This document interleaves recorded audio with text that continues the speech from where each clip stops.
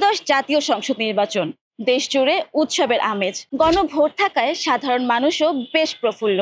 তবে আজ দেশের নয়, বিশ্বজুড়ে নির্বাচনকে ঘিরে মজার কিছু তথ্য জানা যাক। অস্ট্রেলিয়া ও বেলজিয়ামে ভোট দেওয়া বাধ্যতামূলক। ভোট না দিলে অস্ট্রেলিয়ায় $20 জরিমানা দিতে হয়, আর বেলজিয়ামে 40 থেকে 80 ইউরো। তাই দেশগুলোতে ভোটার উপস্থিতিও থাকে আকাশ ছোঁয়া।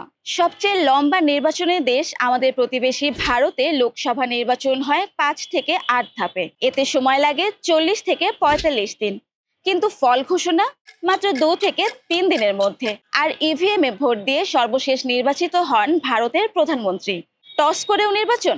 হ্যাঁ, সংসদ নয়, স্থানীয় নির্বাচনে সমান ভোট পড়ায় কয়েনে টস করে প্রতিনিধি নির্বাচিত হয়েছে ভারত, ফিলিপাইন ও জাপান, এই 3টি দেশে। কোন তথ্যটি আপনাদের সবচেয়ে বেশি অবাক করেছে কমেন্টে জানান।